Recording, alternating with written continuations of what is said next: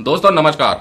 आज हम बात करेंगे कर्मचारी और अधिकारियों को मिलने वाले पे एंड अलाउंस से संबंधित जो डिस्क्रिमिनेशन है उनके ऊपर सरकार की तरफ से जो संज्ञान है वो जरूर लेना चाहिए। और बहुत सी डिस्क्रिमिनेशन ऐसी हैं जो कि बहुत बड़ा अंतर पैदा कर रही हैं। तो हम 7वें वेतन आयोग की सिफारिश के अनुसार जो फिटमेंट फैक्टर यूज किया गया था अलग अलग पे बैंड के हिसाब से उसके ऊपर भी चर्चा करेंगे और अलाउंसेस के ऊपर भी चर्चा करेंगे कि बहुत से अलाउंसेस ऐसे हैं जो बराबर होने चाहिए।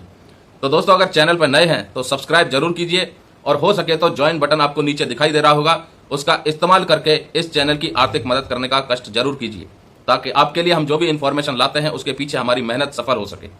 तो हम बात कर रहे थे जो 7th पे कमीशन में फिटमेंट फैक्टर यूज किया गया था, अलग अलग पेमेंट के हिसाब से अलग अलग फिटमेंट फैक्टर को इस्तेमाल में लाया गया था। PB 1 से 3 तक 2.57, फिर उसके बाद थोड़ा और बढ़ा, उसके बाद थोड़ा और बढ़ा और लास्ट में अधिकारी रैंक को 2.81। अब सवाल यहाँ ये खड़ा होता है कि ये जो फिटमेंट फैक्टर 7th पे कमीशन में यूज किया गया इसमें इतना बड़ा डिस्क्रिमिनेशन क्यों आया।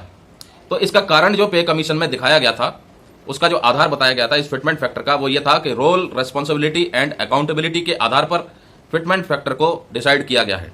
तो अब यहाँ एक और सवाल खड़ा हो जाता है, क्या रोल, रेस्पॉन्सिबिलिटी और अकाउंटेबिलिटी सिर्फ अधिकारियों की है, कर्मचारियों की नहीं है?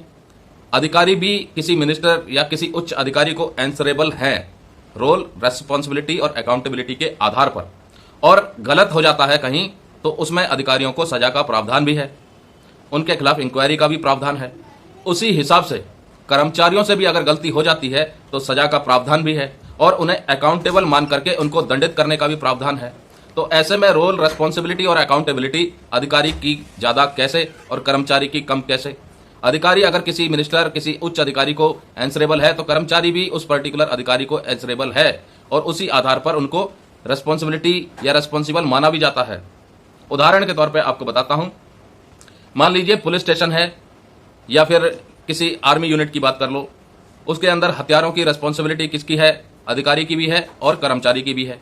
कर्मचारी का रेस्पॉन्सिबिलिटी क्या है? उनकी प्रॉपर मेंटेनेंस करना, उनको सही तरीके से रखना। अगर मान लीजिए एक हथियार गुम हो जाता है तो उस एक हथियार के गुम होने में इंक्वायरी होती है और इंक्वायरी में अधिकारी को भी दोषी पाया जाता है और कर्मचारी को भी दोषी पाया जाता है। और ज्यादातर केस में अगर आप देखें तो कर्मचारी वर्ग को ज्यादा हरास किया जाता है और रेस्पॉन्सिबल भी ठहराया जाता है, तो सजा का प्रावधान भी उसमें है। तो ऐसे में अधिकारी कर्मचारी दोनों को सजा का प्रावधान है, तो रोल, रेस्पॉन्सिबिलिटी, अकाउंटेबिलिटी कर्मचारियों की कम कैसे हो सकती है?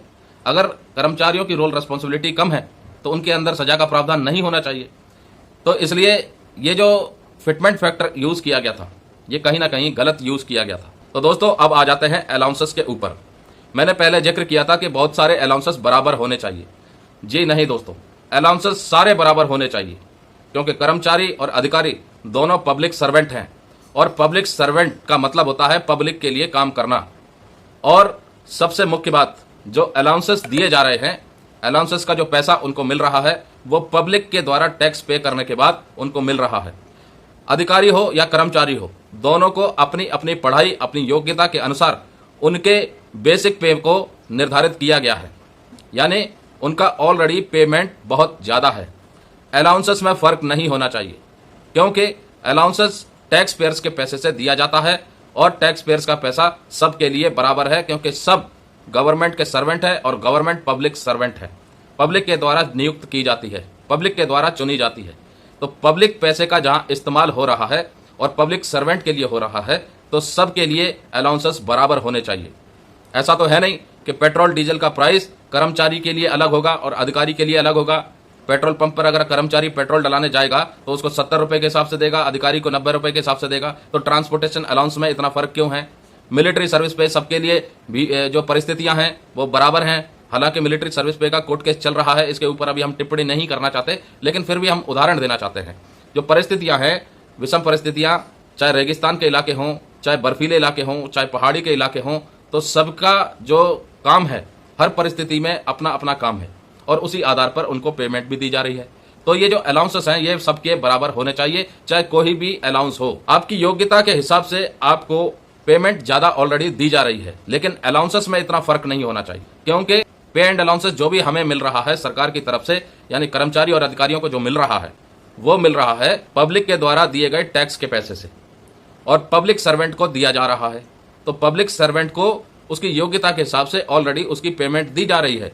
लेकिन अलाउंसेस में भी अगर आप इतना बड़ा डिस्क्रिमिनेशन कर देंगे तो फिर ये कहीं ना कहीं बहुत बड़ा विवाद की बात बन जाती है।